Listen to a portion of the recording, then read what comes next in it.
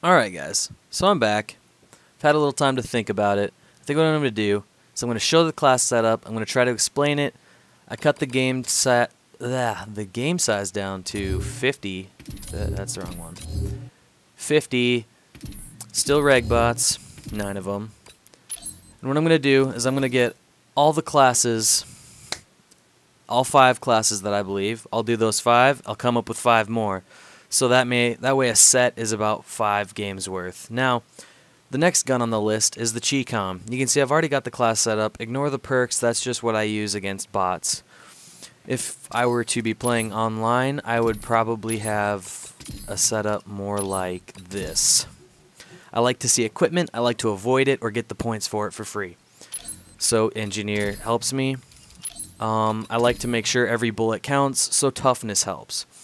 Lightweight I always use just because I like to compensate for my aim just as much with my left stick as I do with my right. So strafing side to side to adjust aim is a little bit easier for me if I'm moving slightly faster. Hopefully that explains itself. But what we have here is the Chicom. It's a 3-burst gun. I'm not going to be putting select fire on any of the guns in this series because the point of this is to try to rely less on attachments that we deem necessary, like the foregrip, the target finder, but that's probably just because I hate people that use it. No offense if you do. Let's see, the select fire especially, because back in my day, if you had the ability to put a select fire on a gun that was made to be semi-automatic, let's take Call of Duty 4, FAL, MW2, or not the FAL. Yeah, just all the way back to COD 4, MW2, Black Ops. If I saw someone firing a semi-auto too fast, it was because they modified their trigger. You didn't see a whole lot of guys that could accurately, you know, use an M14, use an FAL, and spam the crap out of their trigger. So I'm going to try to, you know, push people to get to be able to do that. Like me and my buddy Steve. Heck, all my friends are good with semi-autos. We just choose not to use it because, you know, in this game specifically, if you don't have a select fire on it, you're just losing a gunfight. And honestly, I'm trying to push player skill more than attachment skill and reliance. So what we have here is a Chicom, 3-burst.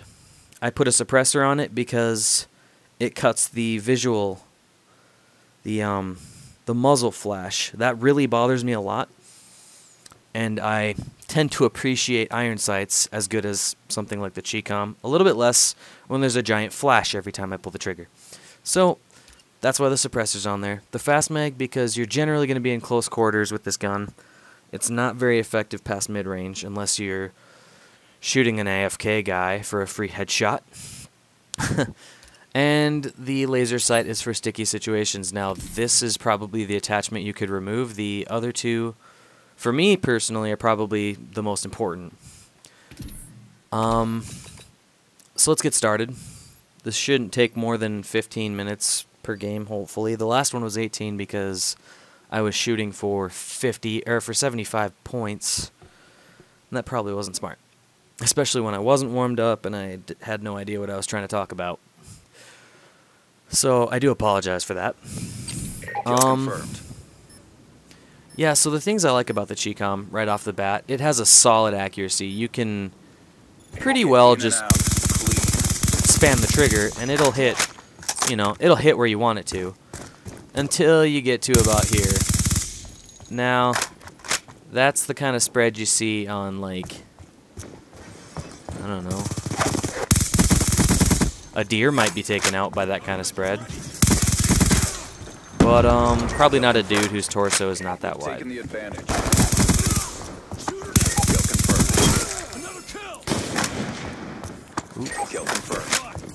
Probably don't want to reload against it. Ooh, hello.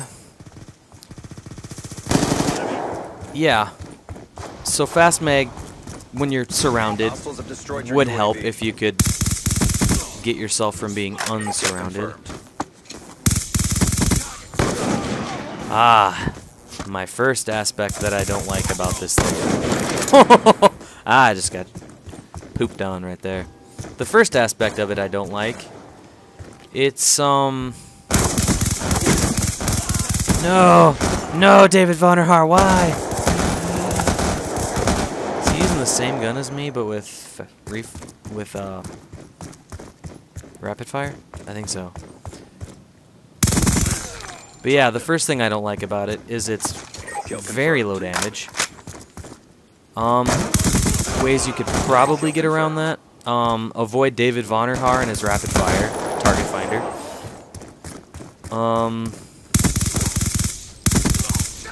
Possibly hip fire. That way your spread is your entire spread is known and not just where your first bullet's gonna go. Cause this right here, let's take a quick second out of the game. Hopefully they don't come back here. This is just where the first bullet's gonna go, the tip of that thing. The other two going way over there. But if you are hip firing, the spread's gonna go right there. That little box. That's where it's gonna go. Now yes, it does kick, depending on how fast you spam it. But even spamming it as fast as possible, it still stayed in that box. Which is why hip fire does have its advantages. Oh, jeez. Did I mention that this is on a cold set of hands? Hopefully I did. Don't hate on me for the player skill. I am killing bots.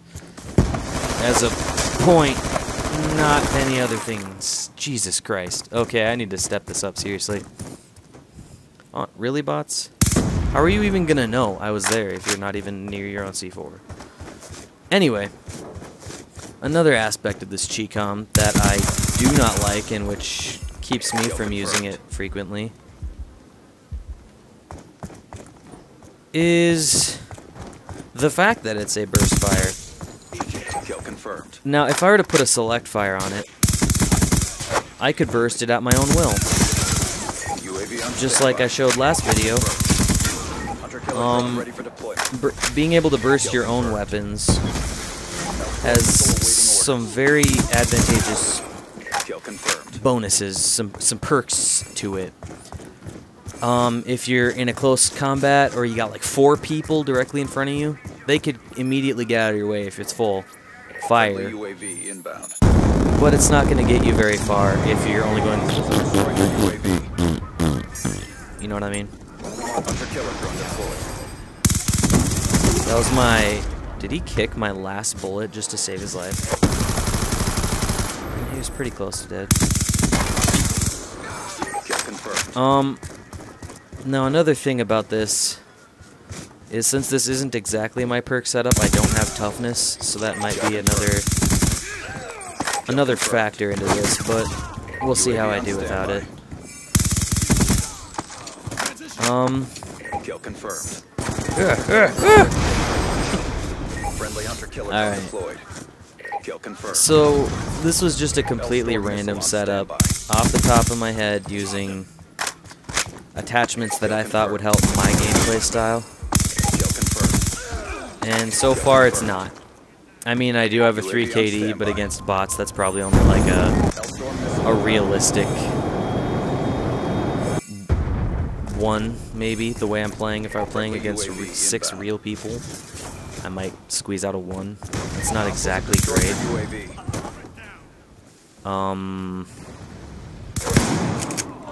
I feel like bots have the unfair advantage of knowing where their bullet's gonna go, and not just the box around where the bullet's gonna go. Oh god. Kill confirmed.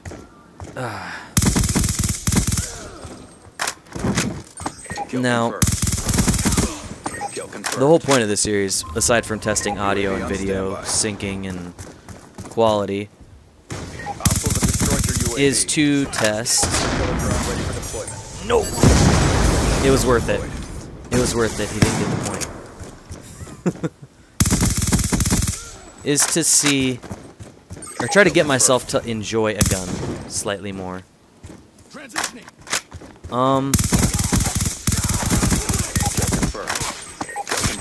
Wow. Okay. I just got my ass handed to me by a bot again. UAV inbound. Kill confirmed. Yeah, it's to try and enjoy this gun a little bit more. Because eventually I would...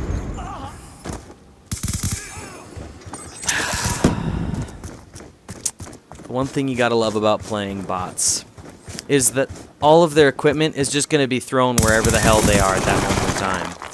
When you're playing people, you can generally expect it to be in choke points and places where they don't want you to be. Against a bot, you're just gonna have to get your ass kicked and find out the hard way, unless you want to rock engineer against a robot. I'm losing my train of thought because I'm trying hard against a bunch of I'm try-harding against a bunch of robots. And that's how you get your ass kicked. Lesson 1, which I'm going to find out the hard way, and you guys are just going to put hate comments on my video and pretend you learned it. Don't empty your clip and panic. You got to stop, think about what you're doing, and shoot. Now, yeah, jumping and panic spraying does help sometimes. But let's say you're perfectly content with just panic spraying. Let's say it gets you out of a bind. Like that one where I was surrounded by 5 people and I only managed to get rid of 2. If I would have stopped, not pulled out my hunter killer right away and kept running forward, I would have seen those 3, ignored the 2 in the arches, and I might have gotten away scot-free, unless the one of them had an LMG, which I think one did. One thing I'm going to say, even though right now I'm probably just being a hypocrite and talking out my ass, is situational awareness can help a lot. You watch professional players, MLG, team scrims, you know, any kind of, you know, professional gamer. They're going to have certain qualities about them that they all have. One being a very good accuracy. Most of those professional players, if they have an M8 in their hand, you're gonna die in about 2 bursts because they're aiming correctly. The second thing they're gonna have is situational awareness. Both of those things are very important to not only winning any potential, I skipped ahead a little bit. Not only winning a gunfight, but winning any potential gunfight foreseeable. So, let's say for a second, I didn't know that at least one guy was in the arches to my right here. Like, let's say I didn't know either of those guys were there. I probably would have gotten shot in the back. Let's say I went straight for the guy sniping at me because he's the only guy I might have seen. If I didn't see the guys behind me, I would have left them there and I would have got shot in the ass by a KSG. Anyway, situational awareness. We're going to talk on that in the next episode. I'm going to try and try and try until I can formulate a complete sentence while playing 9reg bots. We'll see you guys next time.